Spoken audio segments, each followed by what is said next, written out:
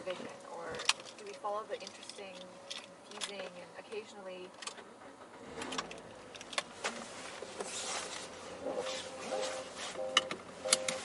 most of our listeners probably know. I've been working as a segment producer and occasional guest host on Pacific Northwest Stories for 3 years. A few months ago, Nick, one of my producers, suggested a spin-off series. We would examine interesting lives, remarkable occupations, and amazing stories. Our first episode was a good one. We would dive into the crazy world of paranormal researchers, or ghost hunters.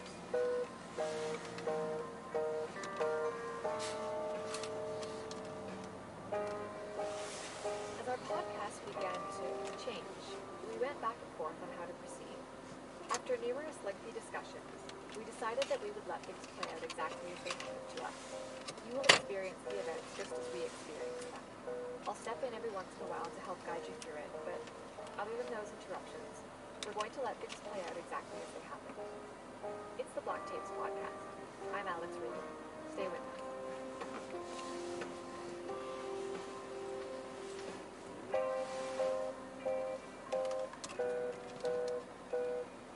The first thing you need to know about paranormal research is that none of it is normal. That's Raymond Zaworsky. He's written 5 books on paranormal phenomena and is considered, by his ghost hunting peers, a pioneer in paranormal investigative techniques.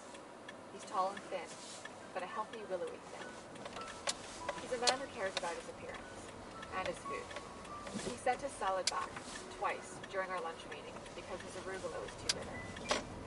We'll speak more with Mr. Zaworsky in a moment.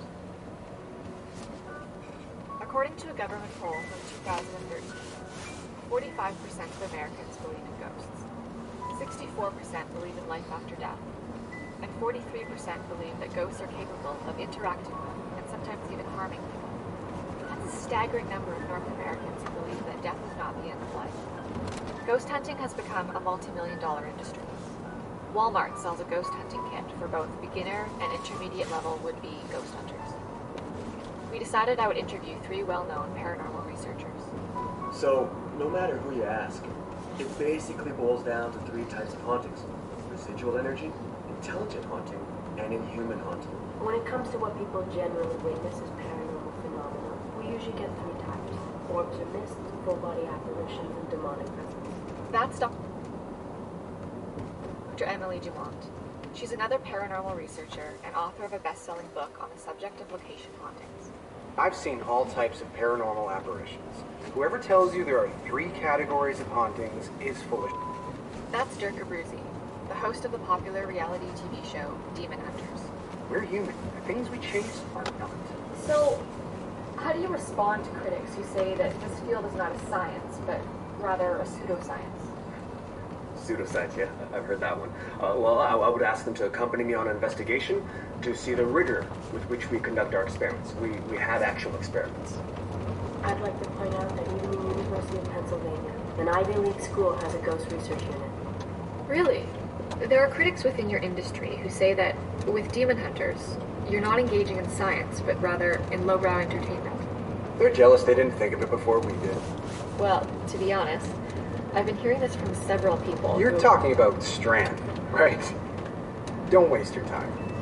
Of course, I wasn't talking about Strand. Not yet. I wasn't talking about anyone in particular, but I started to notice that name, Strand, kept coming up. Does the criticism ever get personal?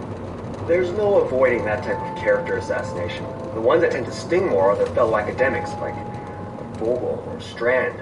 It's like they got a vendetta against the whole field of paranormal research, but you know Strand's reputation. More of a writer than anything else. Dr. Strand is well known in our circles, but probably not the way he'd like. How do you say this politely? He puts a lot of passion into work that would benefit from more clinical objectivity. Dr. Richard Strand, what's his doctorate in? Being a... Dr. Strand is a paranormal investigator. What makes him such a lightning rod for criticism is that he doesn't believe in the paranormal. He's a ghost hunter who doesn't believe in ghosts. In fact, not only does he not believe in paranormal phenomena, for the past decade, he has been on a mission to debunk all claims of the supernatural. And Strand is putting his money where his mouth is. Since 1998, the Strand Institute has been offering $1 million reward for any proof of the supernatural. As you can imagine, he hasn't made a lot of friends in the ghost hunting community. Here he is at a gathering of the Institute of Paranormal Research in St. Louis 4 years ago. The Wilson case is not an experiment disproving nor proving the validity of this phenomenon. All you have is a number of witnesses and their claims. That's not good science. A few more questions before we let Dr. Strand go. Yes, in the blue shirt. Let's assume that what you say is true. Let's say everyone on the panel next to you is engaging in bad science. You haven't brought anything to the table that disproves anything. I am not making extraordinary claims against the laws of nature already established by the larger scientific community. I don't have to prove that gravity exists, that cells die, that life ends. We know these things. The burden is on my colleagues to prove that life doesn't end in death. They haven't provided anything other than weak conjecture. Okay, you in the black and gold in the back. Why not let people who take comfort in fairy tales hold on to their illusions? It's similar to drug addiction. The addict needs escape. Have you ever come across a case where you couldn't find a scientific or rational explanation? No. What about the second one? And that's when the power went out. Perfect timing for a ghost convention. Dr. Strand is a controversial figure in the world of paranormal research. So why does he do it? Why devote his life to something he doesn't believe in? Hello, this is a message for Alex Regan. It's Melissa calling on behalf of Dr. Strand. I'm afraid he's not able to meet with you at this time. He wanted to thank you for your interest in his work. Those are most of the books I've written on the subject. That's Dr. Emily Dumont, whom you heard earlier. My producer and I flew to Chicago hoping to meet with Dr. Strand, but we haven't been able to set up a meeting. So I asked Dr. Dumont if she had time to give me a tour of her office. She teaches religious studies at the University of Illinois in Urbana. Emily Dumont is what you might call stout, with short bangs and a Ramones t-shirt. Her huge brown eyes are filled with the sparkle and energy of a much younger woman. Her office is fairly big, but hard to move around in. Hundreds of scrapbooks and photo albums are packed onto wall-to-wall bookshelves. In the corner, an ancient popcorn maker from a movie theater appears to be in working order. Field Guide to the Paranormal, Ghost Hunting for Dummies, Monsters and Magic, Guide to Ethereal Beings, Past Lives and Your Wedding. How many books have you written? 17. Wow. Another 4 is co-author and some fiction. Do you find that your work in paranormal investigation fuels your work as a fiction writer? Not at all. Why would you say that? It kind of seems like some of the... My fiction is more personal. More 50 Shades of Grey, but darker and far more literary. I spent about an hour or so with Miss Dumont in her office. I think she was a little offended that I mentioned fiction in the same breath as paranormal investigation. It's something I'd been noticing across the board. To a person, all the paranormal researchers I spoke with were a bit touchy about the public and scientific perception of their work. It felt like they were worried they wouldn't be taken seriously. Fair enough. Ms. Dumont came back around pretty quickly.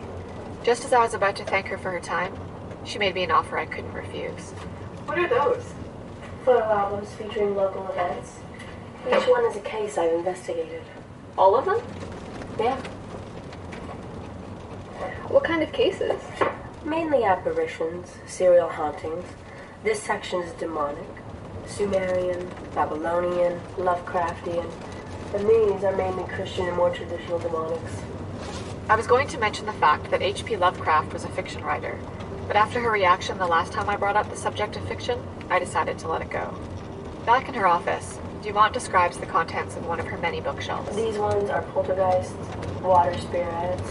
These are shadows and shades. The rest are complex and simple possession cases, along with a few collections of chemtrail evidence. Wow. God, I'd love to take a closer look at some of this stuff.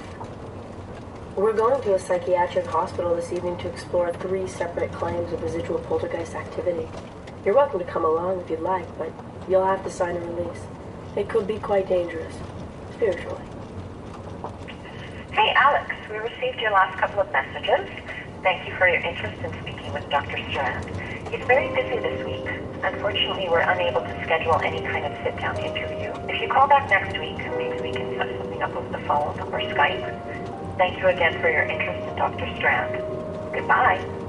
If you had told me 3 weeks ago, when my producers and I were outlining this show, that I'd be walking through an abandoned mental hospital, looking for evidence of residual poltergeist activity, I'd probably have politely suggested you be committed. But that's exactly where I ended up. And so will you, if you stay with us after the break.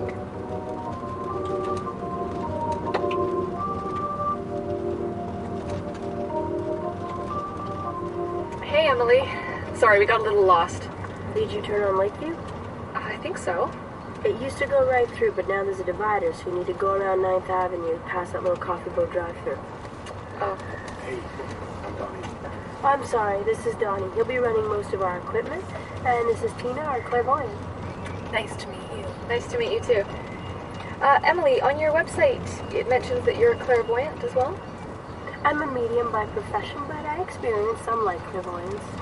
Oh. Okay. How far is the hospital from here? We're here. Where? Where? City Trust is a small credit union that sat near the shore of Lake Mantino since 1987. It is about an hour south of Chicago. It doesn't look haunted. In fact, it's basically the corner of a strip mall. But its location has a more notorious history. Okay, disclosure time. Dumont alluded to us creeping around an abandoned mental hospital, not a small-town credit union. This spot is where what became known as the Mantino Madness happened. It was 1939. Almost 400 of the patients came down with typhoid fever. It was awful. At least 100 patients ended up dying. Apparently the credit union sits atop land that was once occupied by a psychiatric hospital from the 1930s. It housed nearly 6,000 patients and a staff of 760. In 1939, something happened here that would become national news and eventually leave a national radio podcaster and a professional ghost hunting team standing outside a strip mall. Dumont probably believes that she told me it was a credit union and not the infamous Mantino Mental Hospital. She did not. The hospital closed in 1985. Over on the North Campus, there's a veterans home, which is very nice. There's a college just back there. This parcel of land was leased to a variety of businesses. The building's manager, Walter, was waiting for us inside. The credit union had closed permanently a week earlier, and the space was currently available for lease. The security system was still operational. So this is the security tape from 2 weeks ago. The place was still open then. As you can see by the timestamp, it's just after midnight. And there's no one in the building. Not even a janitor or a security guard. Not at midnight. And this is when it happens? Yeah. Here, I queued it up. That's what I'm talking about. Interesting.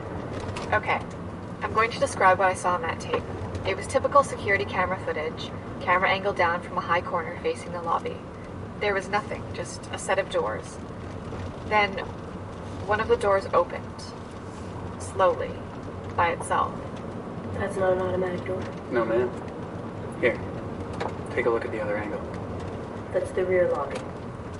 Same doors, different angle. It's empty. Yes, ma'am. Walter showed us the footage from the camera facing the rear lobby. Basically the reverse angle of the other tape. We're seeing both sides simultaneously, and the door just opens. Slowly. By itself. Even now, as I'm describing what I saw, I'm getting goosebumps. We went to examine the door for ourselves. It wasn't automatic. Walter had to leave, so he left us to lock up.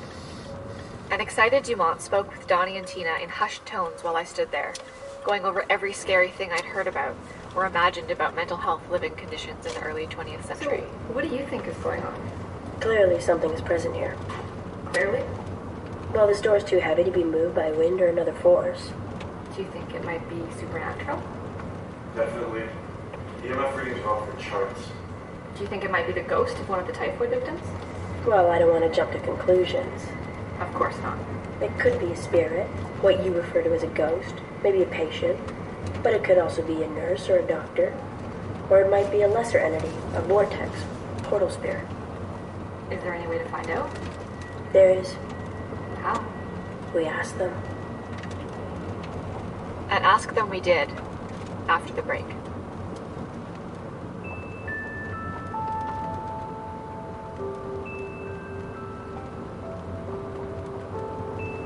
5 of us stood in the main room near the door. On his way back from the car with equipment, Donnie claimed to see an apparition, an old man in the credit union window. More about this later. Donnie set 2 flashlights on the floor, one with a red gel, one blue. Apparently this is a common ghost hunting or clairvoyant thing. They were going to talk to the spirit through the lights. Donnie turned on the flashlights and unscrewed the tops, just enough to turn them off.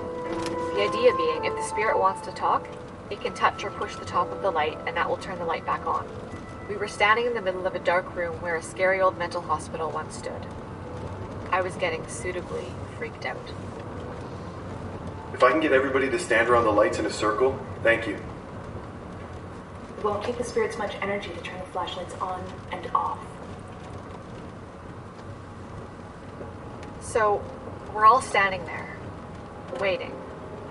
There was a small amount of moonlight shining through the window, enough to see the flashlights on the floor and the outlines of everyone. It was quite a mood. My name is Emily Dumont. I'd like to be able to speak with you. Could you turn one of the lights on? And the red light switches on. We were looking right at it. There was clearly nobody touching it. Crazy. Thank you. Please turn it off.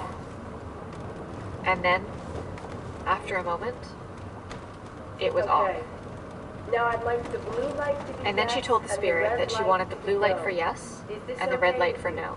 Blue for yes, red for no. The blue light flashed on, just for a moment. I have to admit, it was kind of terrifying. We went over every inch of that place in advance, for light switches, for remotes, and we watched Donnie and Tina very closely. They didn't move at all. That's my producer, Nick. He was just as freaked out as I was. There had to be some explanation. I mean, we had to be over a flight path, or could it be maybe like rumble from an underground pipe? I don't think an underground pipe would explain what happened next.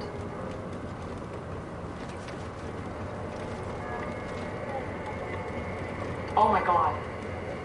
Was that the door?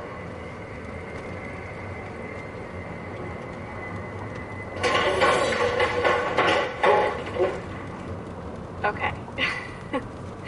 You want to tell them what happened, Nick? Okay, so the batteries died on the Zoom recorder, so I went back to get my phone so I could use that to record instead. I tripped over the case for some ghost hunting equipment and I fell over. It scared us all a little bit. I don't know what they're doing, but those flashlights, they came off and on, and that door opening on its own, that was pretty convincing. And just like that, I was officially ghost hunting.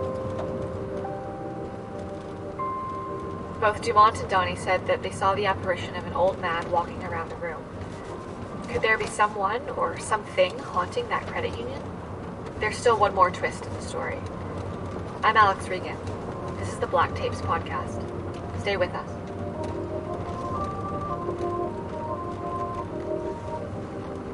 Hi. Hi. How are you? Great. Good. Do you mind if we record this? What's it for? Oh, sorry. I'm Alex Regan. I was a producer on Pacific Northwest Stories for a few years. I still do a bit of work there, but I'm focused on a new project now. It's a podcast about interesting people with interesting jobs. I love Pacific Northwest Stories. My friend was interviewed for that one that they ended up making into that karate movie. Cool. I left a few messages for Jenna. Is she here? Have a seat. I'll check. Thank you. Jenna Yates is Richard Strand's publisher. I sat down with her to talk about Strand. How can I help? A half-hour sit-down interview with Richard Strand. For the radio? It's a new podcast. You're a producer on Pacific Northwest Stories? Yes. Well, I was. I still help them out every once in a while. We listen, my husband and I, every week. Ah.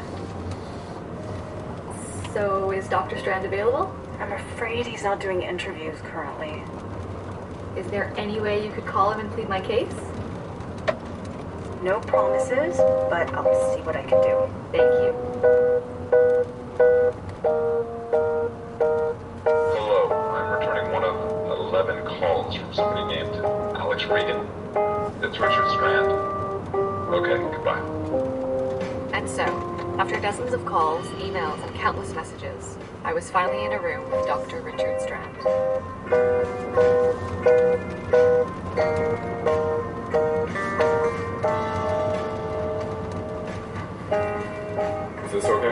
Yeah, anywhere works. What kind of article is this? It's for the radio. People still listen to the radio? It's digital. On demand. Yeah, people do still listen, actually. Okay. What do you want to know? Dr. Richard Strand is a tall man, good-looking, confident, with a perpetual wry smile and cool blue eyes that betray a sharp intelligence. He's a man who doesn't like to waste time or words, and he just looks like he knows something that the rest of us can't quite understand. He has degrees in religion and mythology and psychology from Yale. He formally opened the Strand Institute in 1998. Well, you have degrees in religion and psychology. Did you study the paranormal, parapsychology? They don't offer degrees in those subjects. Why not? As soon as you apply scientific method to the paranormal, it vanishes. Can you tell me about the Strand Institute? The talking point everyone seems most interested in is the reward. Oh, the $1 million for any evidence of the supernatural or paranormal? That's correct. Has anybody tried to claim that money? Thousands of them. And? Nobody's even come close. Really? There hasn't been one actual case of anything magical, supernatural, or paranormal ever happening on this planet. Okay, so you're saying unequivocally that there's no such thing as ghosts? Isn't there enough wonder and beauty in the world without having to invent magical, mythical creatures and spirits to enhance it? I understand humanity's need to assuage our fear of mortality, but if we spent half the money we spent on religion on science, we'd have a colony on Mars and we probably would have cured death and aging by now.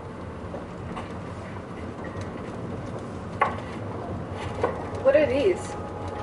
Dr. Strand has a bookcase filled with hundreds of white VHS cases. For our younger listeners, these are hard plastic cases big enough to hold a VHS tape, roughly 8 inches by 5 inches. Each one of Strand's tape cases is labeled with a name. Interesting names like The Poltergeist Dinner, The Haunting of Mr. and Mr. Smith, and The Witch of Walmart 5. What's in the VHS boxes? Those are solved cases. That's quite a bit. Since 1998? This is just the last 2 years. Wow, that's a lot. That's pretty standard for us. And by solved, you mean debunked? That's correct. May I? Go ahead. Inside the VHS case was a USB stick, a DVD, a bunch of index cards, and some photographs. The VHS case worked perfectly as compact storage for everything inside. This particular case appeared to involve some kind of UFO or ghost sighting. So, you use all of this technology, the scopes, meters, and recorders, the way the ghost hunters do? Sometimes it's a matter of someone simply telling a story, making it up.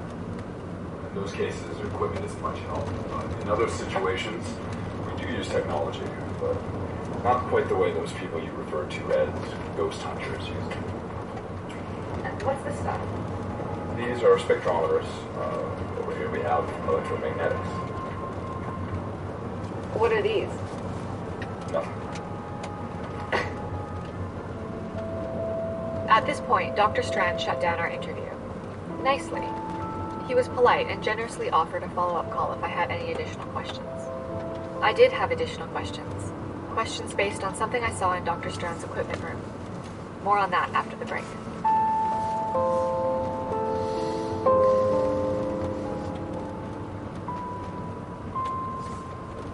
I called Dr. Strand a few days later for the follow-up he promised. Thanks so much for taking the time. You're welcome. I want to play something on my computer. Over the phone? If that's okay. Fine. Have you ever come across a case where you couldn't find a scientific or rational explanation? No. What about the Sagamore?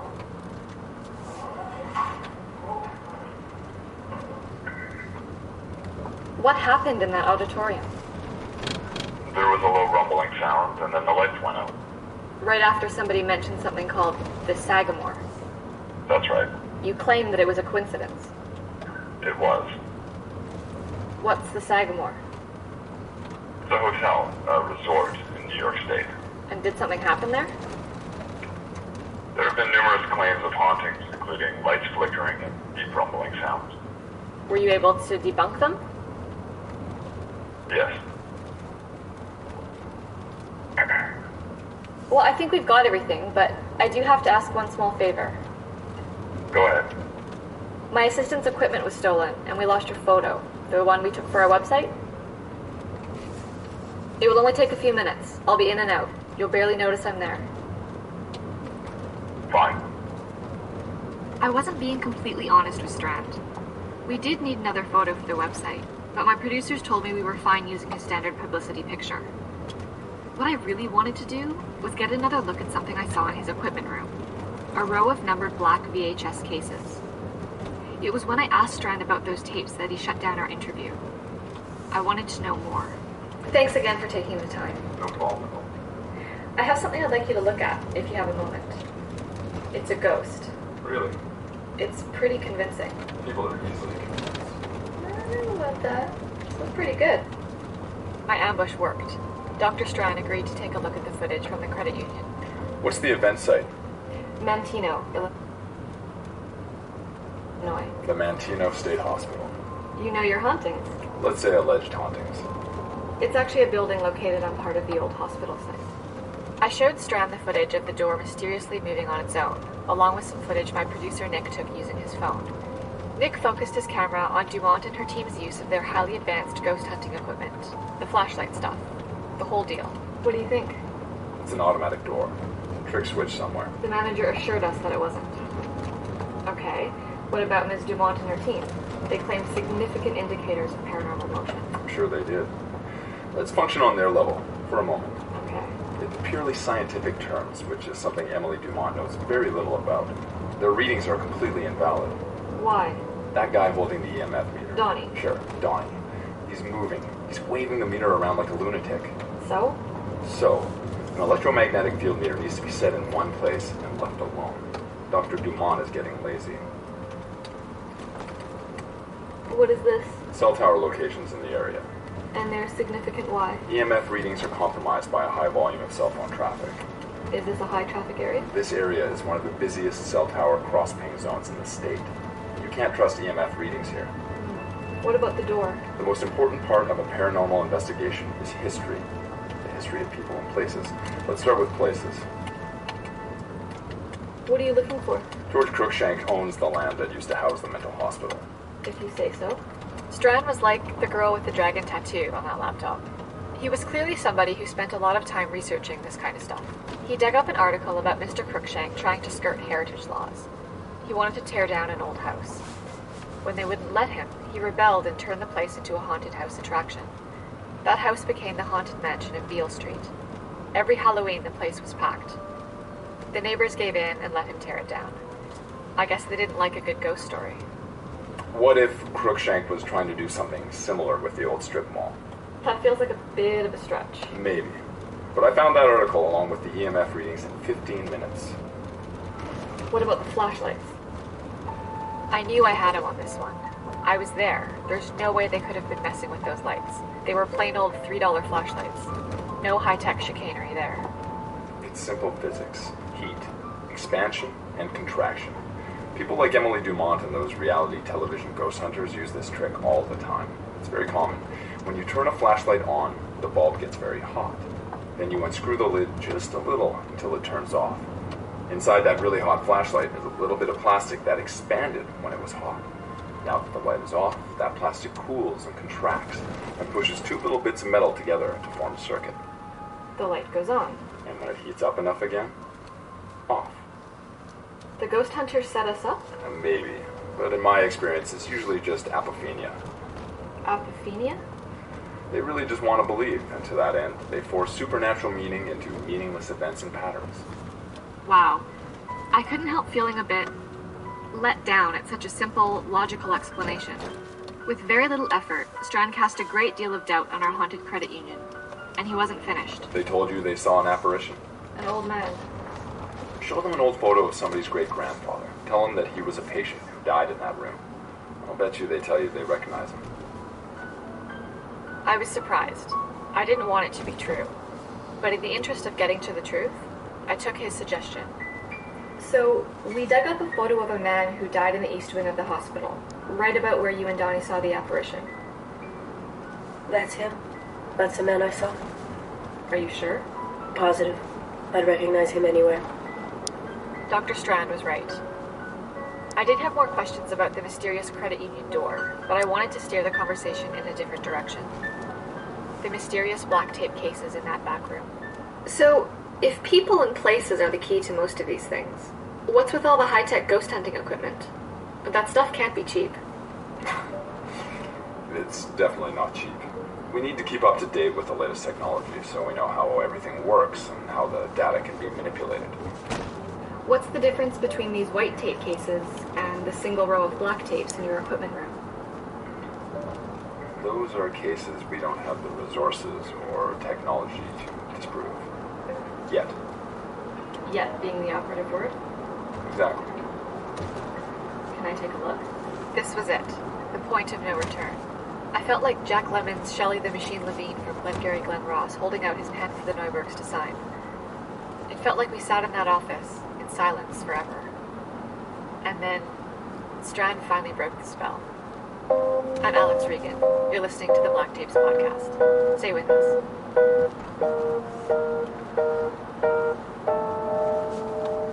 The Black Tapes podcast is brought to you by Audible.com. Get a free audiobook download at www.audibletrial.com/thebblacktapes. This week we recommend Don DeLillo's National Book Award-winning novel, Underworld.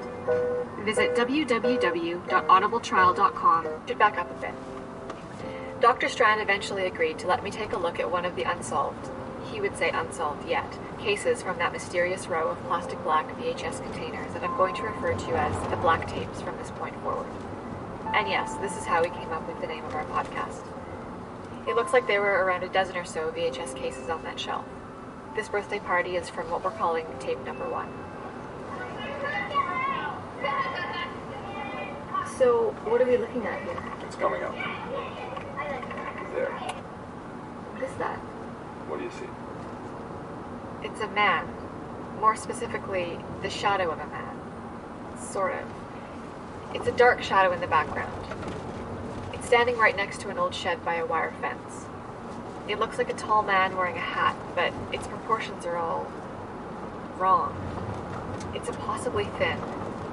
It could almost be mistaken for the shadow of a tree if it didn't look like it had arms and legs. But it's hard to tell. It's pretty grainy. Okay, it's a shadow of maybe a man. Or a really weird-looking tree. What am I looking for now? You'll see. Promise that you will love him, comfort him, honor him, cherish him, in sickness and in health. Okay, it's the same videotape, but a completely different scene. Different people altogether. It looks fairly contemporary, like it could have been shot in the last few years. Before loving him, all of the duties and commitments met, with wife, closer husband, to God my dad. Okay, so I'm supposed to see something, right? Yes. Do you see it? It's like, where's Waldo? Is it in the foreground, background, in the pews? Where am I looking? By the organist.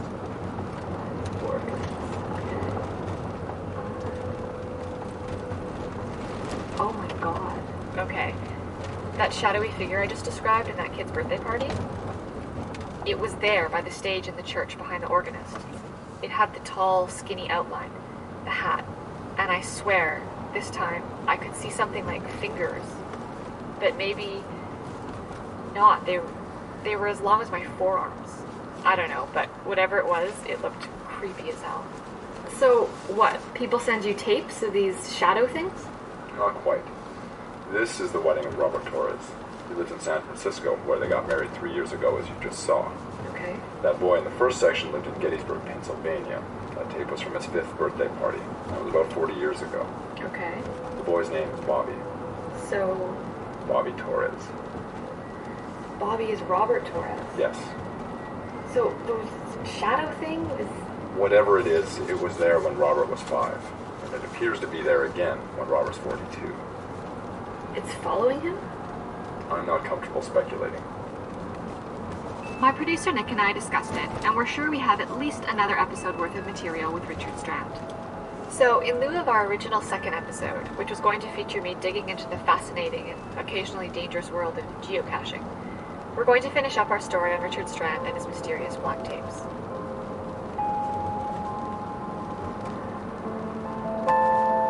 I'm starting to believe there are a lot of things in this world that I just don't understand.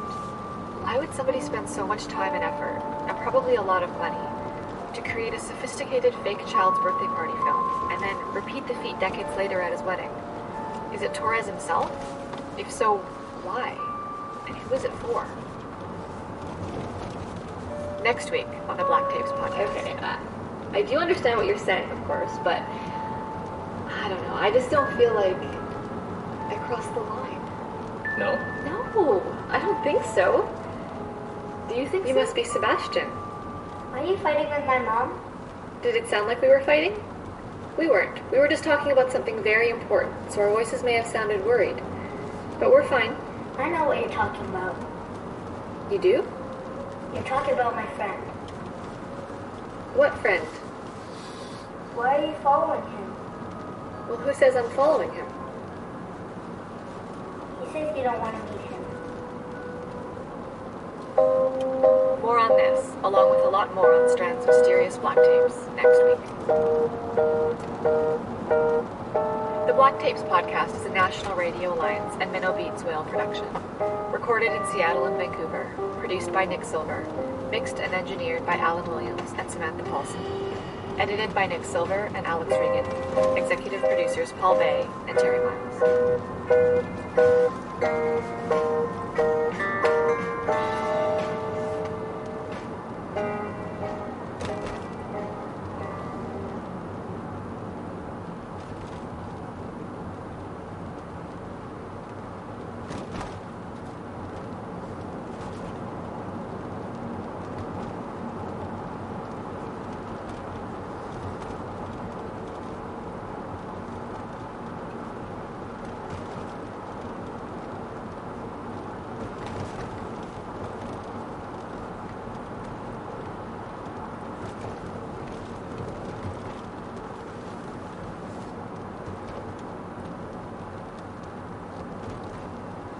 Oh my Lord, here's a just reward. Bring me my devil just behind the door, she said, and flies down the road like I'm returning one of 11 calls from somebody named Alex Regan.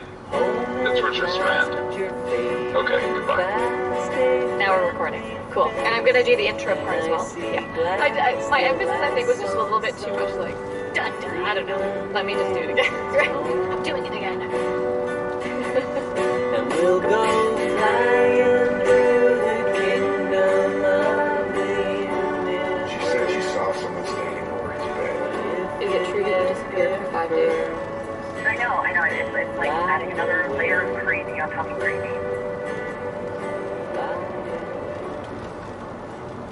This is episode 2 of the Black Tapes podcast. What started off as a Pacific Northwest Stories spin-off series, featuring a weekly profile of interesting people and occupations, has turned into something else. Last week I told you this was going to be a 2-part series on paranormal investigators, or ghost hunters. Over the past few weeks, a series of very interesting things happened surrounding Dr. Strand and our investigation into his work. My producers and I sat down and, after a lot of back and forth, came to the conclusion that for the rest of this season, we're going to be telling one story, the story of Dr. Strand and his mysterious Black Tapes cases. We'll be telling this story in order, week to week. So if you haven't listened to episode 1, go back and start there. We'll wait. From the National Radio Alliance and Minnow Beats Whale, it's the Black Tapes podcast. I'm Alex Regan.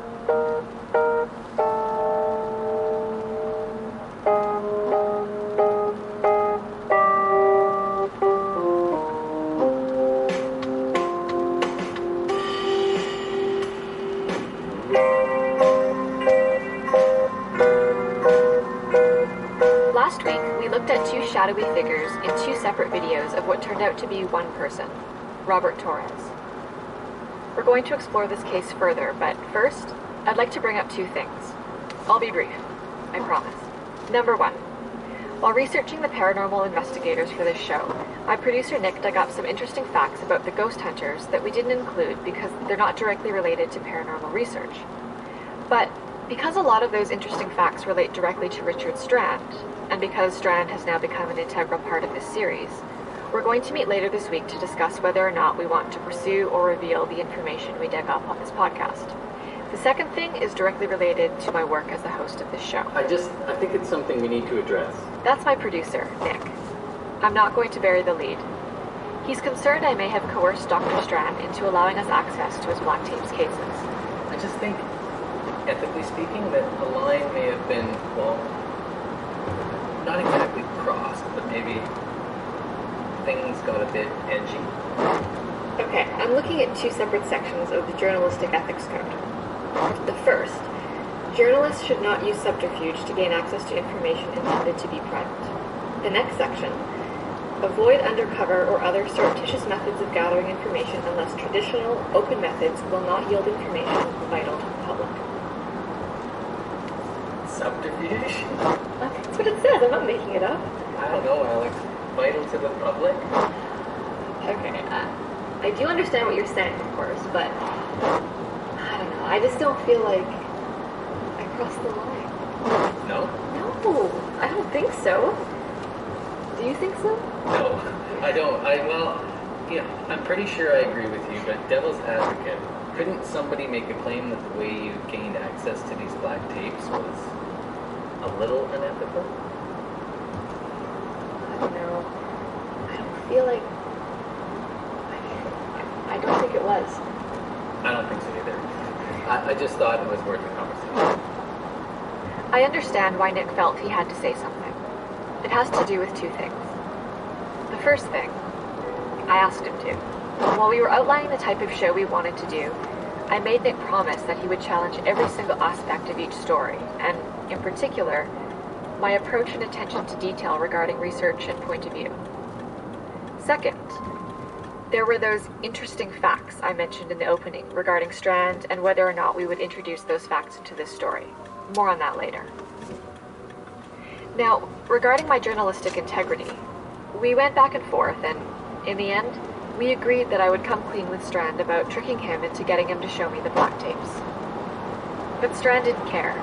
He said that I had nothing to apologize for, and that he's not actually that easy to manipulate. Fair enough. He agreed that I could ask him some more questions regarding the black tapes. What else would you like to know? Well, if you can't solve these black tape cases, don't you owe somebody $1 million? I can't solve them to my satisfaction. No, the burden of proof isn't on these. And there's a scientific explanation for that. You're pretty sure about that? Certainly until somebody proves otherwise. What about the case we looked at? The Robert Torres files? That footage is third or fourth generation geography of the roots. There are a lot of technical questions. I was wondering if you would be willing to explore that particular case a bit further. Mr. Torres wasn't available. Well, my producers got in touch with him. He's interested in reopening the case, so to speak. Strand asked that we stop recording for a moment, and we had a discussion about the history of the Strand Institute's involvement in the Torres case. Mr. Torres agreed to an interview, and in the end, my producers and I were able to convince Strand to come along. It didn't take all that much convincing, which leads me to believe Strand may have been feeling a bit conflicted about the way things ended in San Francisco. Apparently, Mr. Torres was not at all happy with the Strand Institute's inability to disprove the film's seemingly paranormal events. Strand says he didn't think Torres was after the reward money, and, in fact, Strand says Torres never brought it up. I'll let you decide for yourselves. Coming up on the Black Tapes podcast, we go to San Francisco. I'm Alex Regan. Stay with us.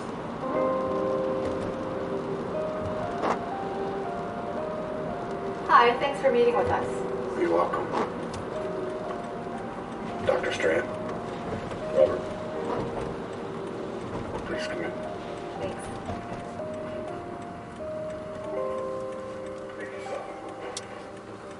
Torres agreed to meet us in his home just south of San Francisco, in the suburb of Cupertino.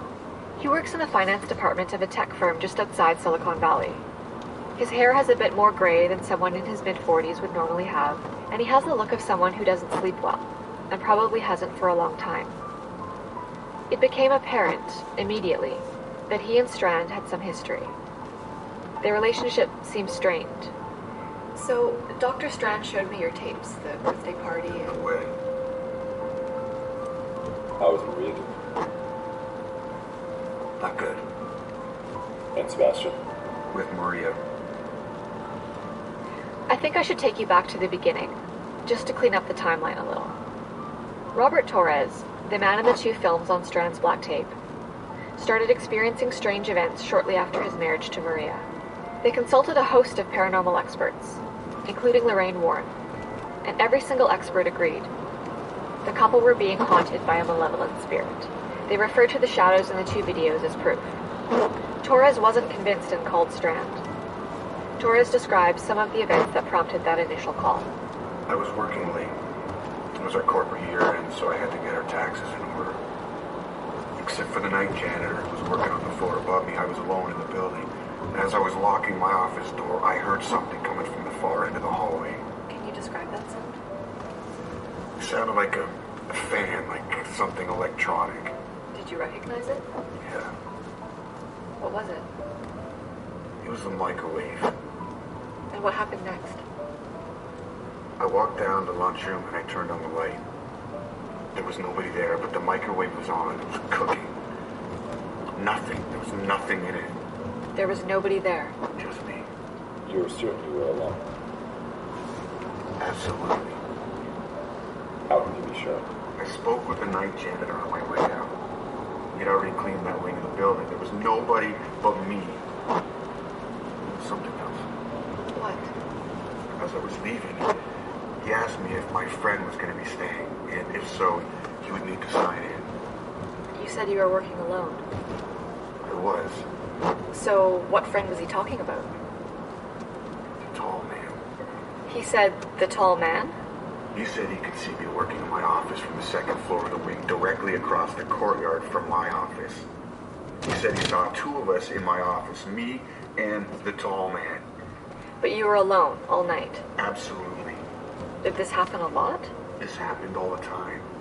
Appliances turning on, random banging noises. I can't tell you the amount of times people thought I was with somebody when I was clearly alone. Did you feel like you were being followed? Yes. How long did this go on for? For at least a year. What about Maria? She heard things too. Voices when nobody was home. Sometimes she would lose time, an hour here or there. It was her. It was Maria who decided to call the priest and eventually the paranormal investigators. And it was Maria who noticed the shadows in your wedding video? And your birthday party film? Yeah, that's right. She was reasonable about the whole thing at first, pragmatic.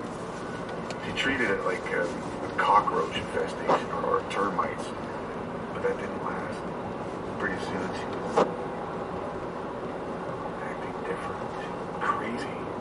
She became convinced that there were demons in our house. She would chant, burn sage. I honestly thought she was going to have a nervous breakdown. And that's when you called Dr. Strand? Yeah. It didn't take him long to figure out that we were experiencing what he called, what was that again? Apophenia. Yeah, Dr. Strand once told me I was experiencing the same thing. It's not uncommon. Could you please define apophenia again for our listeners? It's the mind's need to make sense of random things, to create patterns no matter how spurious the connection. It's what makes people believe they hear demonic voices when playing certain rock albums backwards. It's what makes the sports fan convinced that something he or she does can affect the outcome of the game. What happened after Dr. Strand became involved? Well, things were... Sorry, centering everything around my team's arrival might be creating connections for the audience that aren't legitimately there. Fair enough. Okay, around the time Dr. Strand was looking into your case, something changed, didn't it? Yeah, things were different for me. I no longer felt like I was being followed. I didn't hear any strange noises. Things were calm, at least at first. But Maria still wasn't convinced? No. Things had become very strained between us. She was consulting psychics, mediums, spending a lot of money. We fought a lot. I told her what Dr. Strand said, and it was just funny. She wouldn't listen. She was really worried about her son. Had something started happening with Sebastian?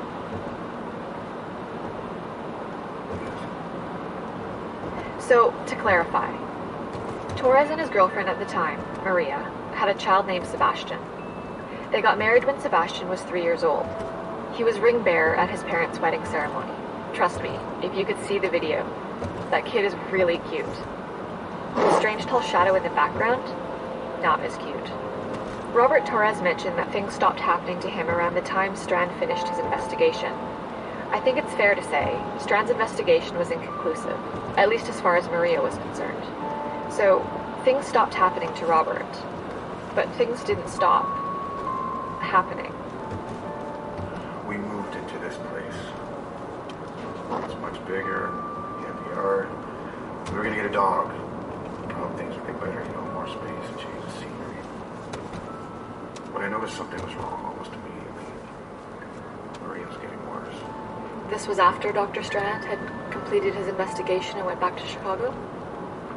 Yeah, that's right.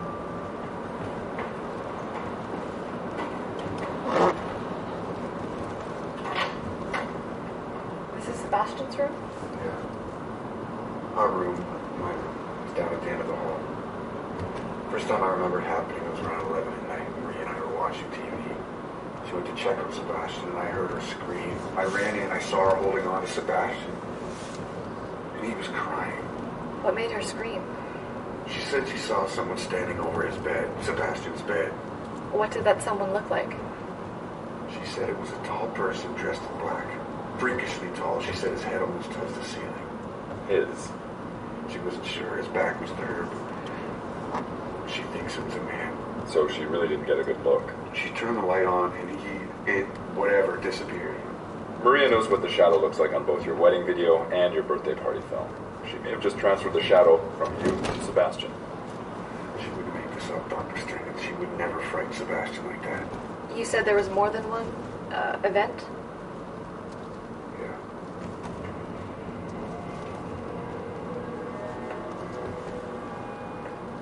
She was giving Sebastian a bath in here, and in the middle of it, she says she felt someone behind her. When she looked, it was that thing in black standing here in the doorway. It almost gave her a heart attack. I don't suppose you recorded any of this? Of course not. I just wanted it to stop. Did you consider calling Dr. Strand at this point? Maria wouldn't let me. She was pretty upset at this point. Did she provide any other details about what she saw? Not really. She started calling it the Shadow Man. How many more of these events were there? I think maybe 5, 6, 7. Where's Maria living now? Los Gatos. About 15 minutes from here. When did she move? Not long after we moved here into the house. Sorry. Yeah, you should be. The other paranormal investigators called it evil, said it was a malevolent spirit. Below. Whatever it was. You told me you'd prove that they were just shadows, that there was nothing to be afraid of. How many other paranormal investigators did you speak with? All of them. These things are just shadows, a trick of the light. And the Shadow Man at my wedding? Same thing. Just coincidence. That's right. And Sebastian, that's a lot of coincidence. Was Maria under a lot of pressure at the time? I didn't believe her at the time. I thought she was becoming unbalanced. I believed you when you told me you could prove that it wasn't evil. Wife believes these shadows are more than what they are. The burden of proof lies with whoever is claiming the existence of something outside the natural world. She's bending reality to her preconceived ideas. She's seeing these shadows around Sebastian because she expects to see them. You were supposed to know this. There is nothing paranormal about those shadows. Your wife chose to believe something else. It's a choice I can't force her to believe. Please stop talking. Mr. Torres? Yeah. Have you ever seen these shadows around yourself or Sebastian? No, never. I mean, not outside of the films or photographs. It was difficult listening to Torres talk about his marriage. He looked helpless. When he looked at Strand, that helplessness turned to anger. His wife was convinced that these shadow figures were real, and that they were after their son. Torres wanted her to seek psychiatric help, but she was insulted that he didn't believe her. This caused a lot of friction in their marriage and led to their eventual separation. I got the sense that Torres was actually more worried about his son than his wife. I think he's terrified that the Shadow Man is real and that it's following his son. They had their home exorcised and prayed over countless times, but Maria's visions didn't stop. In the end, she blamed Torres, said that he gave the Shadow Man to Sebastian. She moved out, taking their son with her. Do you still have the original film of your birthday party? Yes. Could we see it? If the bulb on the projector still works. The bulb didn't work, but we were able to dig one up. Torres' reel-to-reel film projector was the kind they used to use in public high schools. Really ancient. He threaded the 8mm film and let it play.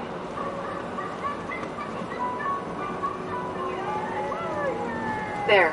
Yes. Maybe it was the sound of the film projector, but seeing it like this made it feel more real? Creepier, if that's possible. And it was even clear that there was someone or something standing at the back of their yard. Looking at the original footage, it's obvious that whoever's standing back there is pretty tall, maybe 7 feet or more. When Strand showed me the video, I thought it might be the shadow of a tree, but now I'm not sure. Up close like this, it really doesn't look like the shadow of a tree.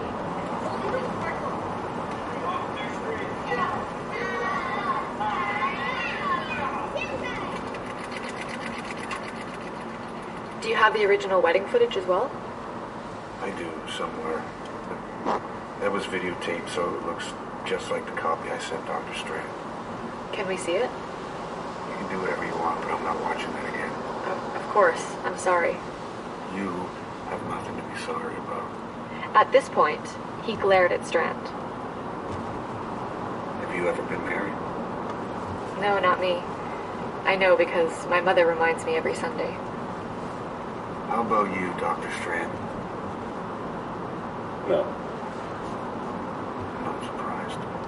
I asked Strand if he thought the film was doctored. He told me that the experts he used to examine that film were the best forensic tech team in North America. That Super 8 footage was real. It just comes down to a matter of perspective. Do you see a shadow or a person? We'll come back to this. But first, Dr. Strand and I visit Torres' wife Maria and son Sebastian in Los Gatos. I'm Alex Regan, and you're listening to the Black Tapes podcast. Stay with us. The Black Tapes podcast is brought to you by Audible.com. Get a free audiobook download at www.audibletrial.com/thebblacktapes. This week we recommend Haruki Murakami's latest novel, Colorless Sukuru Tazaki and His Years of Pilgrimage. Okay, this time I got it. This week we recommend Haruki... I'm already scared about the title.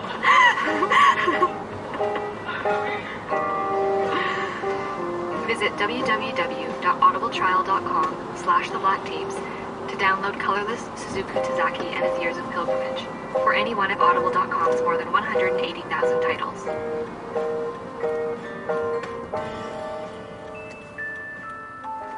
Los Gatos is small, just south of Cupertino. It's a walking-sized town. Would probably take you 20 minutes to cover it end to end. It's quaint. Maria and her son were renting a small bungalow on the edge of town near the highway. She seemed a little surprised by our request for a visit, but she was as welcoming as one could expect under these circumstances. Maria. Dr. Strand? Hi, Maria. I'm Alex Regan. Nice to meet you. From the radio. Yeah, this is for a podcast, but yeah, digital radio on demand. We just came from Robert's house in San Francisco. I don't want Sebastian hearing this. How is Sebastian? He's okay, all things considered. How's Robert? Never mind. I know how he is. Forget I asked. So what happened to the rest of your team? I've taken a bit of a sabbatical. I haven't been doing anything but writing for the last few years. I see. Maria is the kind of woman you want on your side in the event of a zombie apocalypse. No nonsense, street smart and strong. Her eyes are narrow, but open incredibly wide when she wants you to know what she's saying is important. Whatever madness or temporary madness she was going through at home was gone, although there is a bit of world weariness around the edges. Her kitchen is spare and functional. She clearly has a thing for roosters. Could you tell us, in your words, what you believe is happening in the films and videos? It's been following Sebastian. What do you mean, following? At school. I wait for him outside so we can walk home together, and sometimes I see it across the street. It's waiting for him too. Have you recorded this event? Maybe on a smartphone or similar? No. Did anyone else report seeing it? They pretend not to.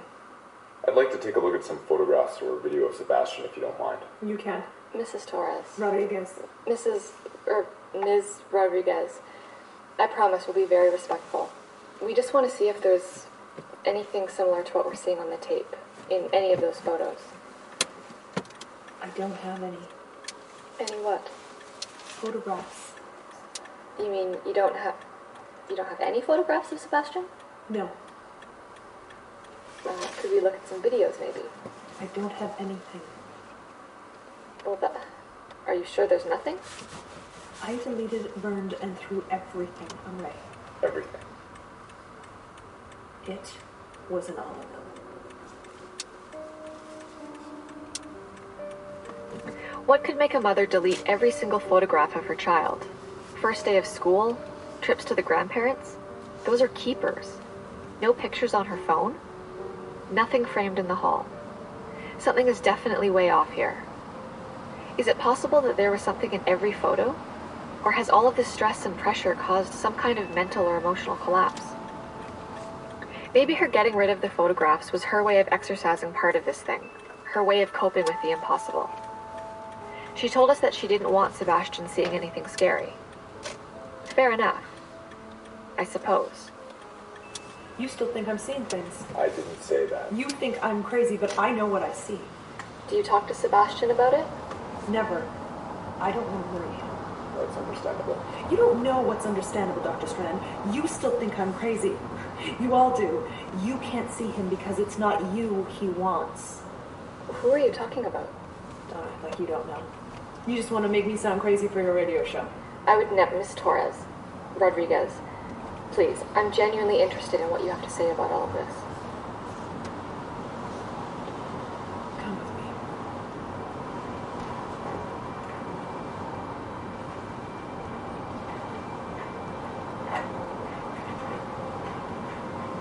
It's back here.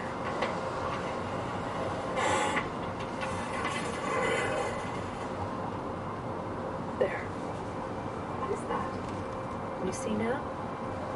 She opened up Sebastian's closet, and there at the back, behind his clothing, was a black image or smudge. It looked like it was burned into the back of the wall. But if you followed the darker outlines, it looked vaguely like the outline of a face.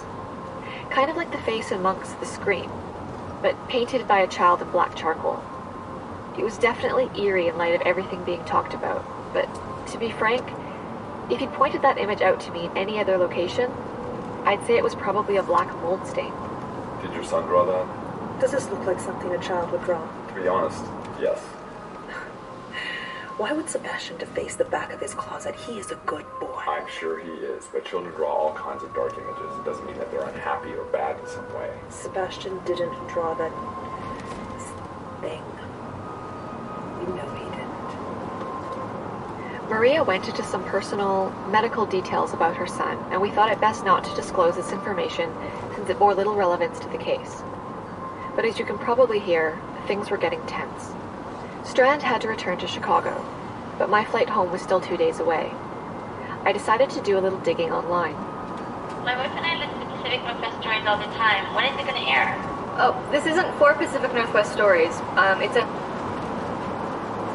spin-off series called the Black Tapes Podcast. We're not sure exactly about the schedule, but I'll have one of our producers let you know. Cool. That's Susan Jeffries. I ended up speaking with Susan because of one of her Facebook albums. It was Sebastian's kindergarten. The cover photo was Sebastian's class. It was pretty standard stuff. A bunch of cute kids standing in front of a dark red curtain, the date, the teacher's name, and the rest of it. One thing that was missing, however, was a tall, creepy shadow. She told me that the photographer took photos of all the kids individually as well. She gave me the number for Regent Photography. I called, and Wanda, the woman who took the photos that day, agreed to see me. She was out of town for the afternoon, but she said that we could meet a few hours before my flight tomorrow. I went back to Maria's to see if I could get her to open up more about her relationship with Strand, and to show her the class photo. What is this? It's a photo I found online. It was on Sebastian's school's Facebook page. So why are you showing it to me? Well, he told Dr. Strand and me that there was a shadowy figure in all of the photos of Sebastian. I'm afraid I can't see anyone in this photo except for the teacher and the students.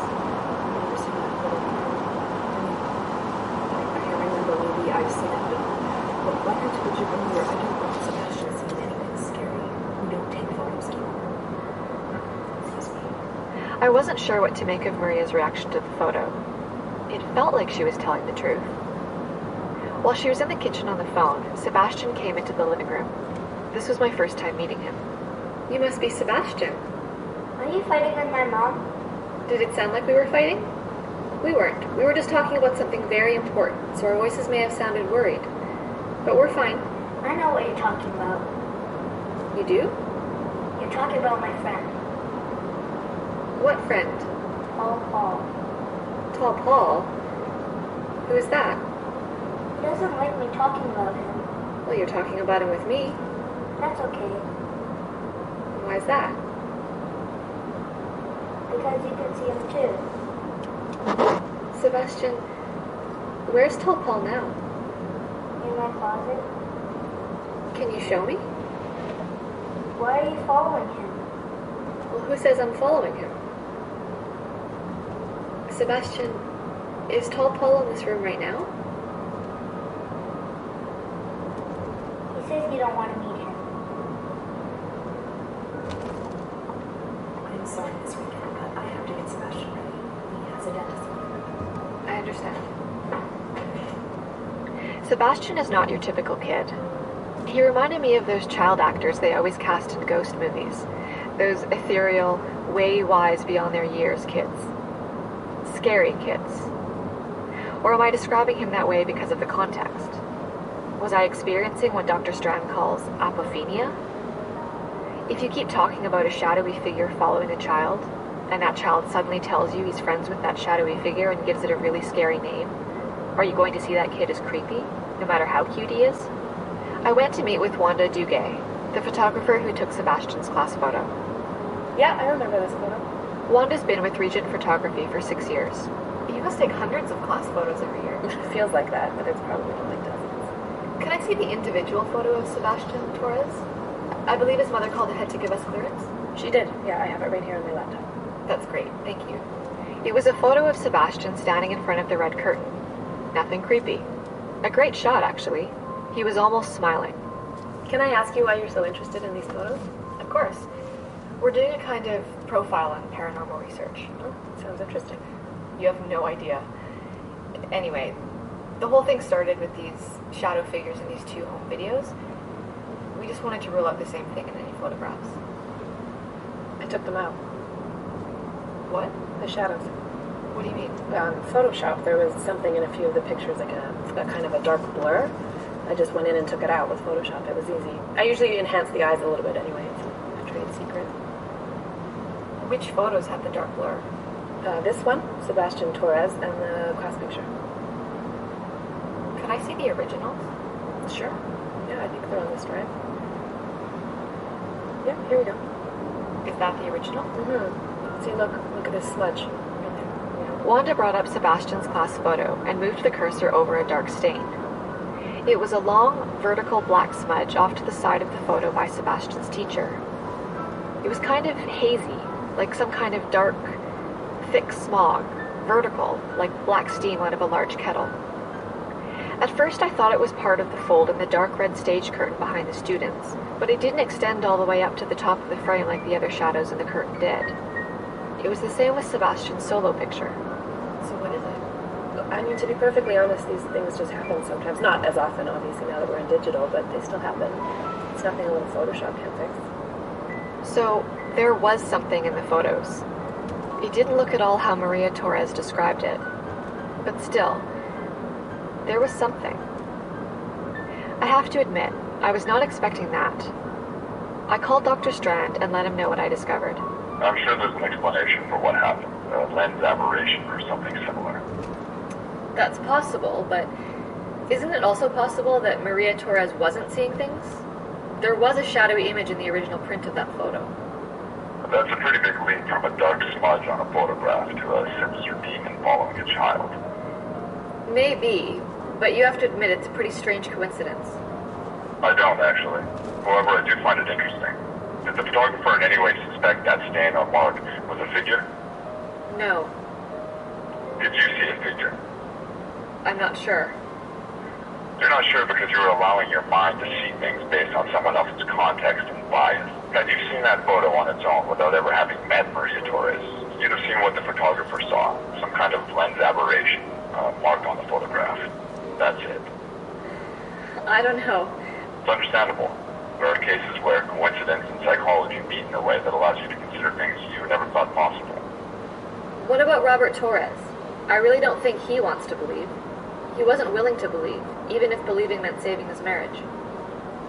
Let's try a more realistic scenario. Maybe Robert and Maria Torres are stuck in an unhappy marriage. Maybe Maria Torres is experiencing a mental breakdown, and that is the thing taking a toll on their marriage.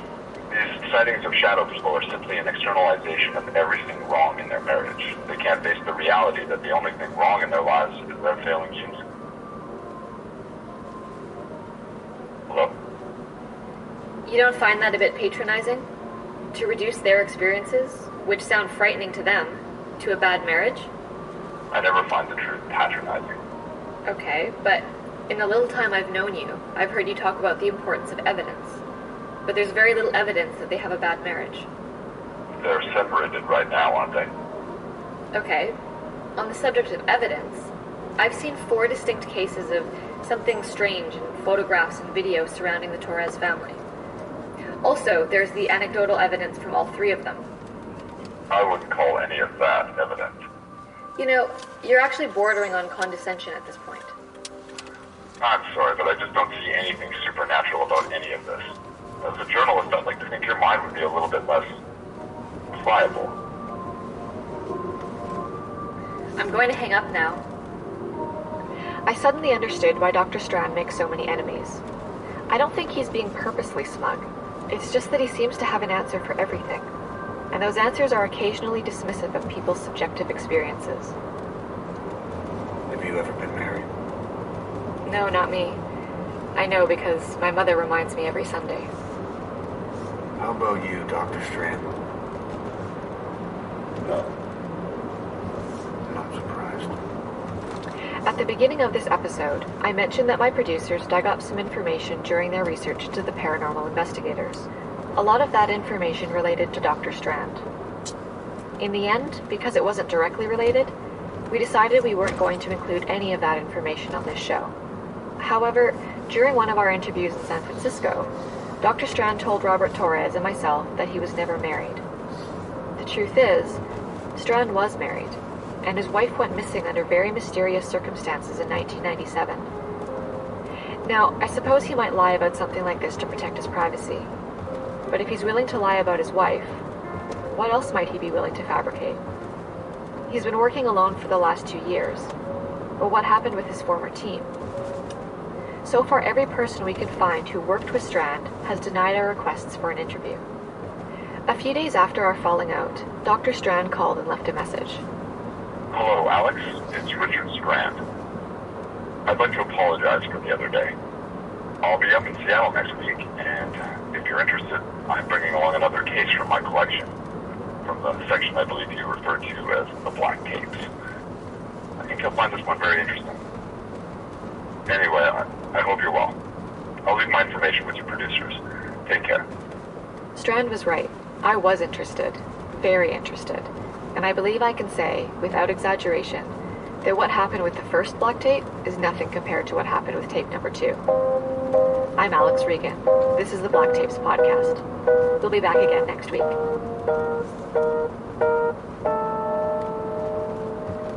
The Black Tapes podcast is a National Radio Alliance and Minnow Beats Whale production. Recorded in Seattle and Vancouver. Produced by Nick Silver. Mixed and engineered by Alan Williams and Samantha Paulson. Edited by Nick Silver and Alex Regan. Executive producers Paul Bay and Terry Miles.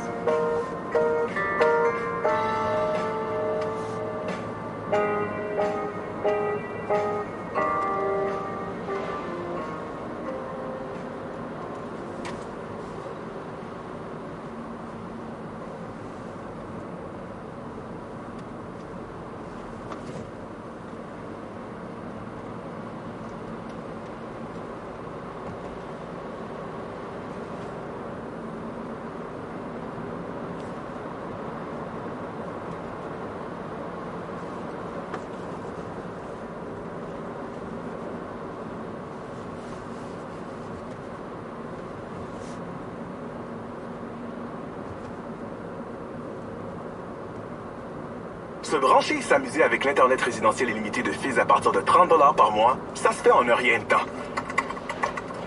Ça vous laisse beaucoup de temps pour travailler vous-même votre look d'été. Wow! Ou vous fabriquez un drum avec vos vieux pots de confiture. À vous de choisir. L'Internet résidentiel Fizz. Branchez-vous, amusez-vous, c'est aussi simple que ça. Pour des forfaits Internet résidentiel illimité à partir de 30$ par mois, visitez fizz.ca. This happened a while ago. I'm not entirely sure why I chose to talk about it now, though. I kind of do. I'll explain later. I have a bit of a bad habit of dozing off on the train. I don't blame it entirely on myself. My place of employment necessitates that I work long, hard, and obscure hours. More often than not, I find myself taking the very last train home at around 2 a.m. My stop's at the end of the line, so my whole trip takes me about 35 minutes. And of course, I'm tired as hell by the end of it. Also, sometimes I get drunk. It happens. It's not like I want to fall asleep. I mean, I could get pickpocketed, or worse. It is what it is. Nobody's perfect. But it usually isn't a problem. Like I said, my stop's at the end of the line, so the driver would always wake me up when he comes by to do his inspection of the cars. This has become such a routine that I know each and every one of the nighttime drivers by face. There's only 3 of them. Not much of a feat. But one of them's quiet, a rough-looking gentleman in his mid-50s. One's even older, South Asian man, appearing to be in his 60s at least. The last guy was younger, probably mid-20s. This guy's always extremely messy hair.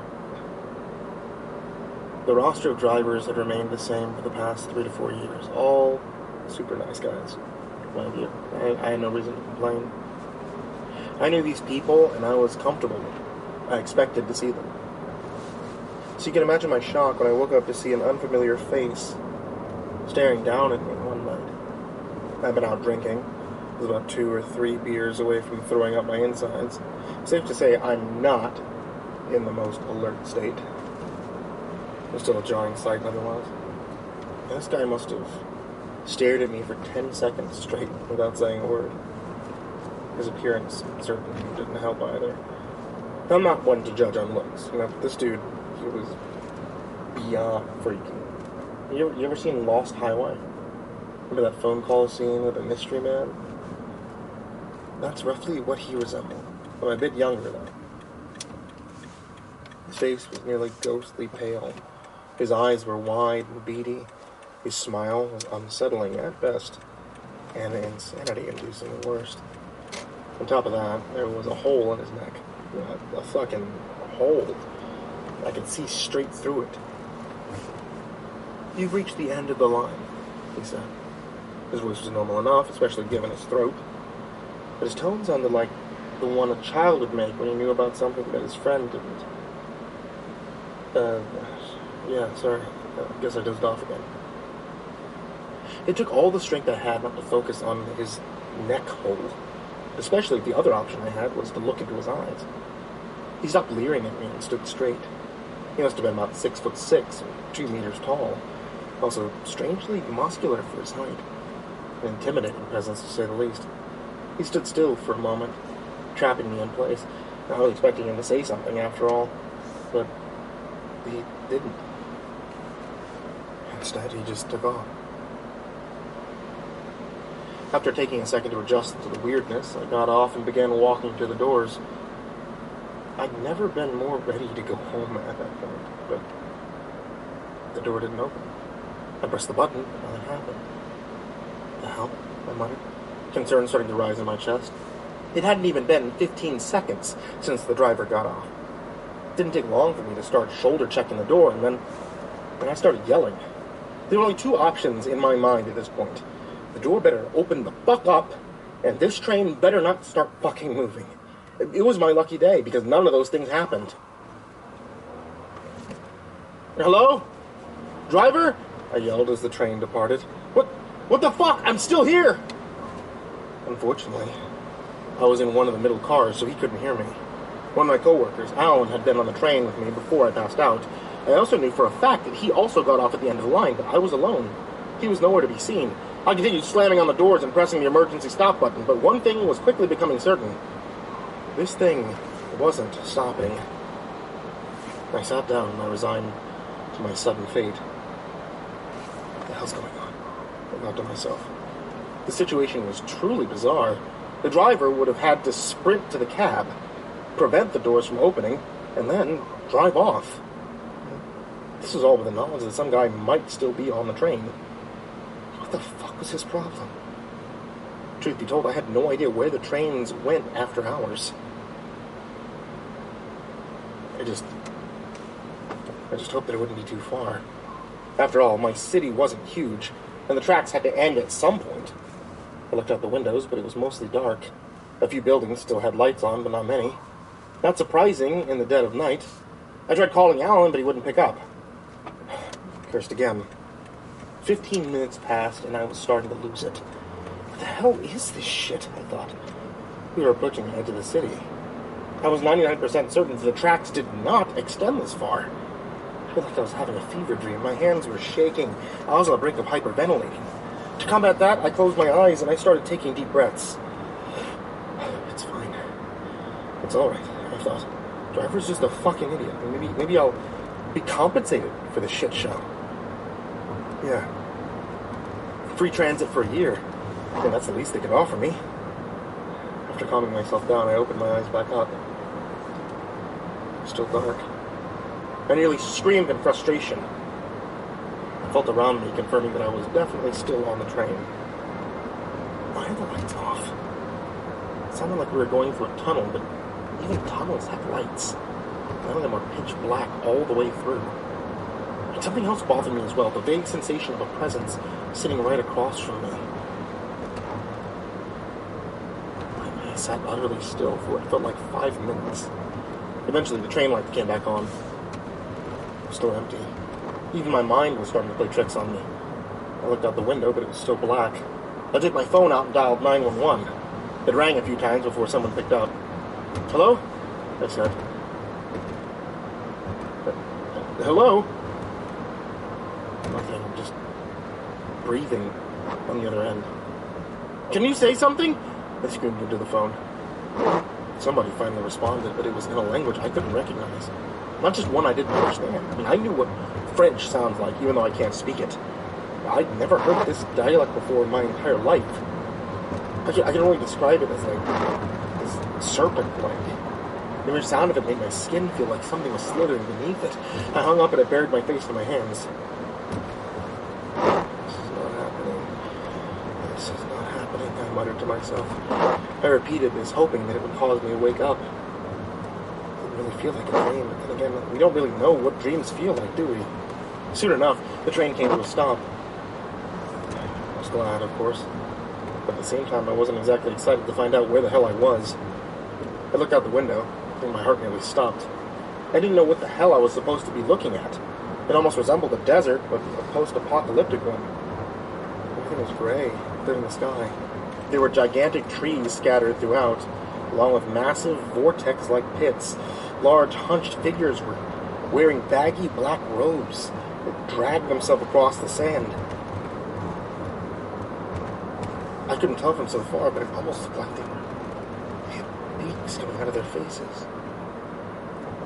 We've arrived. I jumped in a sudden outburst. I turned around, seeing the driver standing at the door, smiling at me. Where the fuck am I? He angled his head and grinned even wider. "You'll want to get off before they get on," he said. "The next station is not for you. You have 1 hour before your returning train arrives. Have fun exploring." He started to leave, but turned back before he did. "Also, don't go out into the desert." This time, the door stayed open after he left. The place we arrived at looked more or less like a regular station, if not a bit outdated. It was also gray, just like the desert outside. There were also people sitting on benches just outside the train. Well, I suppose they were people. They looked just like the driver, pale, holes in throats, oddly tall, well-built. One of them suddenly got up and began approaching the train. I remembered what the driver had told me, and immediately I got off. From there, I ran the length of the train. I finally spotted him in the driver's cab. I pounded on his window, managing to catch his attention. "Hey, what the hell's going on?" I asked him through the glass. I wasn't sure if he didn't hear me, or if he was just being a huge asshole, but he just grinned at me and waved. Seconds later, he just started driving, leaving me in that godforsaken place. At the very least, the station was now empty. I walked over and I sat on one of the benches. I took out my phone and I tried checking the time. Yeah, I say tried, because everything on my screen was now in gibberish, presumably the language that I'd heard earlier. 1 hour. I just had to wait for 1 hour and then I'd be back. Or I'd wake up. Hopefully the latter. But before it even felt like 5 minutes, something wandered onto the platform. I didn't look over at it, however. I was sure as hell this thing was looking at me. From the corner of my eye, it appeared like one of those hunched figures that had been out in the desert.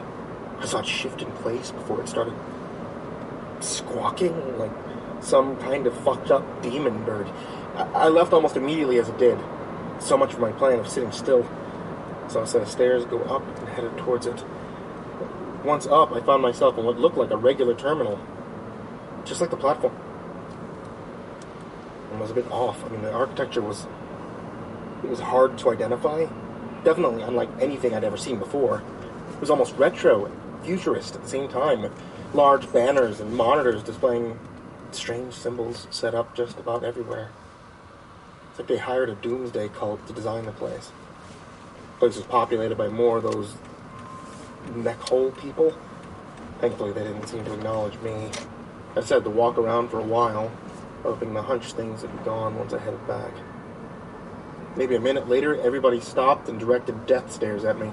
Their expressions were so full of malice, I could feel my skin begin to crawl. I noticed that some of the eyes weren't directed at me, but at the space behind me.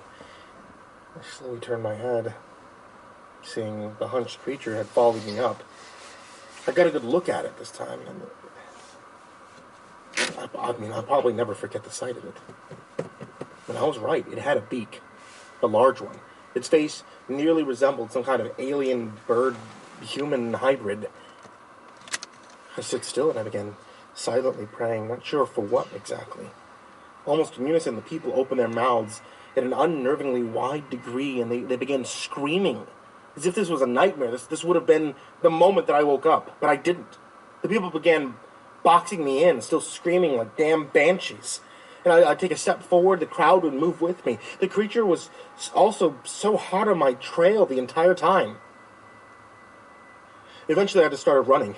I tried breaking through the crowd a few times, but I would just get pushed in another direction. And after some time of this, I was pinballed out of the terminal entirely. These bastards had directed me into the desert, along with the hunched creature. And once I was out, they stopped screaming. They shut the terminal door behind them. The creature began squawking again before lurching at me, and I could do nothing but run as it chased me. And soon enough, every single creature in the vicinity was also on my ass. It was like a nightmarish chain reaction. There were numerous times where I nearly ran into one of those swirling pits, and there was definitely something dwelling inside them. I could hear it, the sickening, slithering sounds of something large within. There was no end in sight. It was obvious that I couldn't run forever, and the creature started getting closer. And I could see them up close. Their beaks were wide open with long, spiky tongues hanging out of them. The sight of it pushed me to continue running, but, I wasn't superhuman. My lungs gave out before my legs did. But right before that, I could see a figure walking towards me. Not one of those hunch things. It was something familiar. But I passed out before I could find out. When I woke up, I was back on the train. I reeked of sweat and my joints ached, but I was nevertheless happy to be alive. But what the hell happened, I thought. I told you not to go into the desert. I looked over, seeing the driver once again standing by the door. Look, I didn't really have a choice. What the fuck's wrong with this place? I said. The driver raised an eyebrow at me. I thought you would have come better prepared. That's usually the case. Better prepared. I asked, taken aback by the statement. What the hell are you talking about? I never planned on being here. Whatever the goddamn hell this place is. This time, he was the one to look confused. Is that so? Well, I doubt you found this place on accident. Maybe something else is going on. Once you're back in your world, I advise you to be careful. This is a dangerous game to play. Well, I'd better be going. Wait, I said. Why did you save me? It is strange, he responded. I usually wouldn't bother with it, but you were different. Not cocky like the others. It was a breath of fresh air, and I appreciated it. He walked off the train, leaving me with about a million questions. I didn't bother chasing after him, but at that point I didn't have the will or energy for it. I just sat tight. Soon enough, the train started moving. Just like they had on the way there, the lights went out again. But it wasn't a problem. Soon enough, the train arrived at the end of the line. The actual end of the line. I checked my phone. It was in English. Now displaying 2:15 a.m. I couldn't understand how such a little time had passed. But then again, I didn't understand a lot of things from that night. I went to work the following Monday. I was still in a state of relative shock. I didn't want to believe what had happened, but it certainly wasn't a fucking dream. Maybe my drink got spiked at the bar or something. Talk about a delayed reaction, right? Deep down, I knew that any kind of reasoning I could conjure up was just a cope. It was an inexplicable event. I just had to accept that and never fall asleep on the train again. I saw Alan at lunch that day. I was tempted to say something about what had happened, but opted not to. I didn't want to be that crazy guy at work, after all. Totally sorry for giving you the slip Saturday, man, he told me. I had to get off at an earlier stop. My sister lives downtown. She was having some kind of emergency. Geez, right? He chuckled. I just nodded. Anyway, he continued. Anything interesting happen on the train? I didn't like his tone with that question. It was almost like he already knew the answer. He just wanted to hear me say it. Also, if I'd been asleep, then why the hell would he have not woken me up before he left? Something wasn't right. No, nothing noteworthy, no. You know how boring the city is. His smile faded. Oh, okay. Why do you ask? He shook his head. Oh, no reason. Just glad you made it home safe. That conversation shouldn't have been anything substantial. But given the circumstances, it made me wonder. I've been working from home for a few weeks now, so I haven't seen him since, but he sent me a text last night. Hey man, let's go out once this is all over. Go crazy. You down? I put my phone down and I thought about what the driver had told me. I doubt that you found this place by accident. I'm starting to think. I did.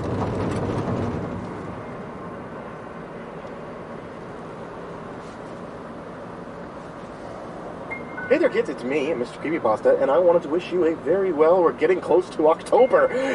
Are you as excited as I am? Also, thank you for watching tonight's video, or listening to tonight's episode of the podcast, if you're listening on Spotify. We're getting further and further into the fall, and closer to those Halloween horror months, which means that if you want to find your nice Halloween horror audiobook to listen to this year, check out audible.com and look for Mr. Creepypasta, because I got a whole bunch of books over there. Books like Tales from the Gas Station. Also, I want to give a very big thank you to all of my Patreons over there on Patreon, because you guys have helped me out quite a bit.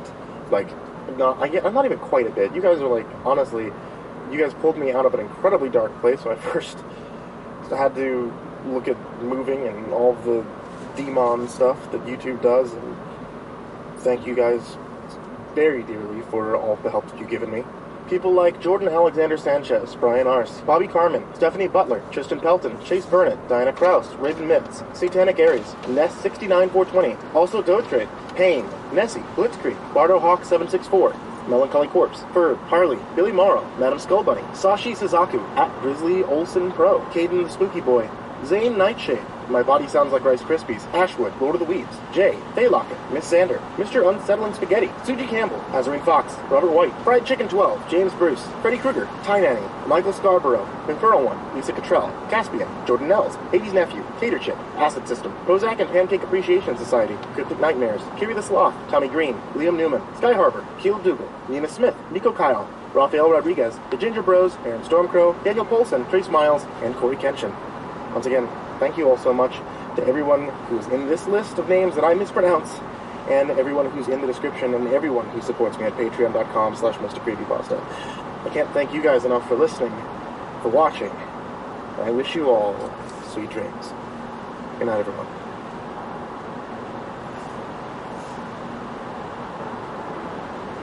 Hey there, kids, it's me, Mr. Creepypasta, and before we get started on tonight's story, I'm going to tell you a little bit about tonight's author.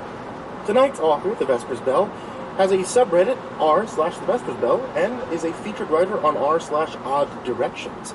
Odd Directions has daily exclusive stories written by featured writers and carefully curated guest writers, ensuring that all their content is of consistent quality. Also, Vespers Bell has a book available right now on Amazon called The Harrowwick Chronicles Volume 1.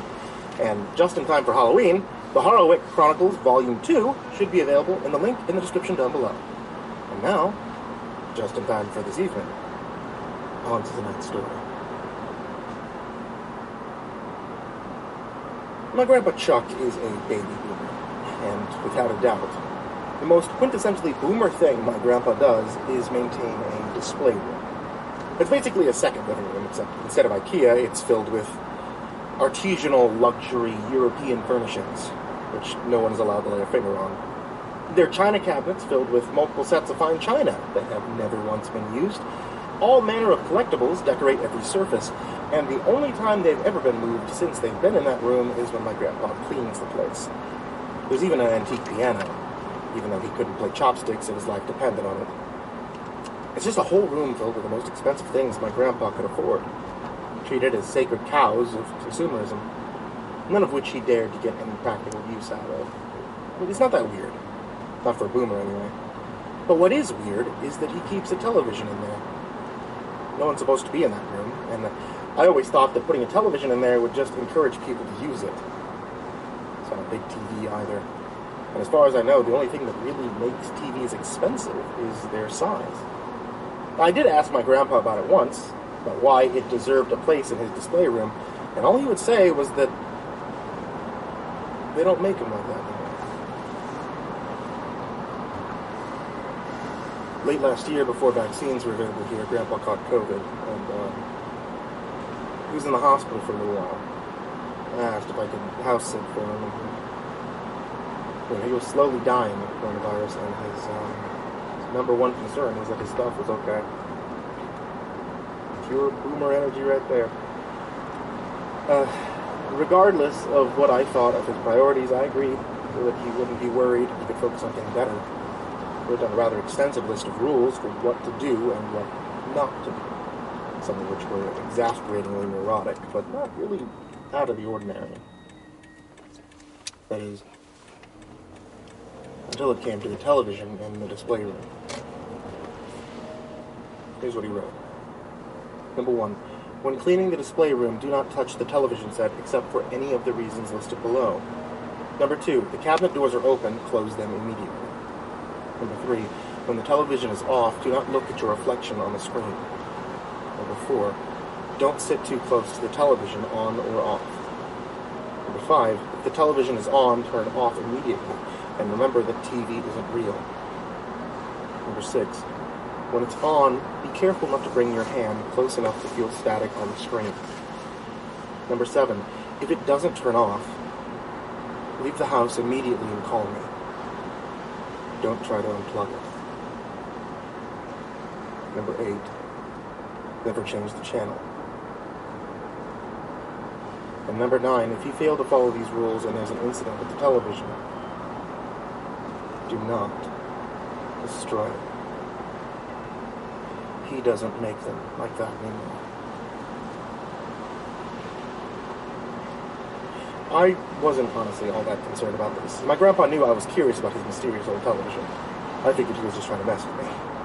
I'd been in his house lots of times before, and I had no reason to believe that the television was dangerous or supernatural in any way. I settled into my grandpa's house and went straight to work, attending to his lengthy list of instructions. It was mostly yard work, even though there was no garden, a large crop of homogeneous grass under the vigilant gaze of ceramic gnome, plastic flamingos, all of which he was inordinately proud of. Any weed or wildflower that dared to rear its non-conforming head was living on borrowed time, and if any of his neighbors' creeping ivy got onto his side of the fence on my watch, there'd be hell to pay. Being busy and outdoors most of the day, it wasn't until I was eating my dinner that evening that I noticed it. The sound of electric static. I didn't notice it all at once. More of a gradual awareness that I was hearing a very faint white noise I couldn't account for. I silenced every appliance or electronic that I could to listen for it. I realized that it was television static. I followed the sound into the hallway, and in the gap between the display room door and the floor, I could see the flickering light of a television set. I was momentarily unsettled by this revelation, since it was an old clunker of a television, one that shouldn't have been able to turn itself on. I quickly dismissed the thought as irrational, though. My grandpa must have left it on before he went into the hospital, either by accident or on purpose, just to mess with me, and both the sound and the light had been too faint for me to notice before. Remembering his list of rules regarding the television, and fully aware there might be some kind of a prank waiting for me inside, I cautiously opened the door and I stepped into the terraced room of expensive and useless junk. It was as immaculate as I remembered it, seemingly not a single item having been moved since the last time I was there. The entire room was bathed in nothing but the monochromatic flickering of the staticky television, which made everything seem about 10 times creepier than it did in the light of day. The only lamp in the room wasn't plugged into the correct socket for the light switch to work, so I didn't bother trying to turn it on. I figured I would turn off the TV and then use the light on my phone to see my way out.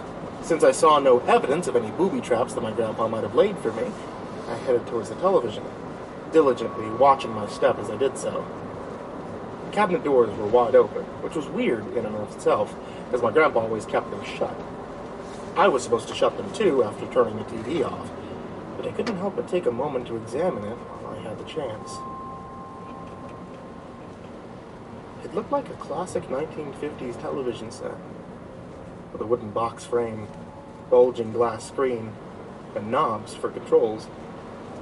But right below the screen, in shiny brass letters, was the word Inglorious Retrovision. This was confusing to me, since that implied it was a recreation.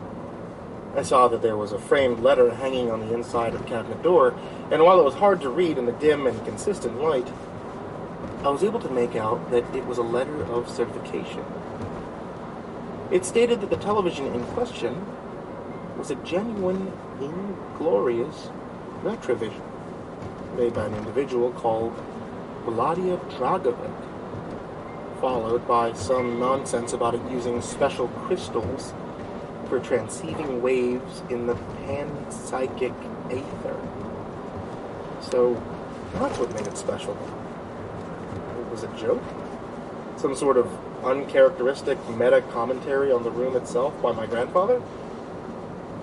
I shook my head in confusion and reached down to turn the television off. I jolted my hand back when I saw a face in the static staring back at me.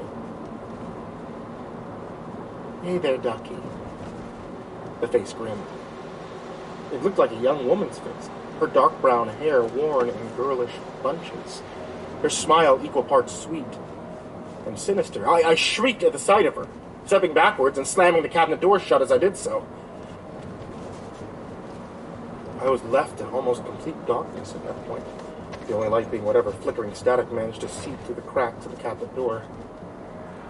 "Now that wasn't very nice of you," the girl chastised me, pouting a little as she did so. "I just wanted to say hi. Is this your first time using an Inglorious retrovision? I've never seen you on here before."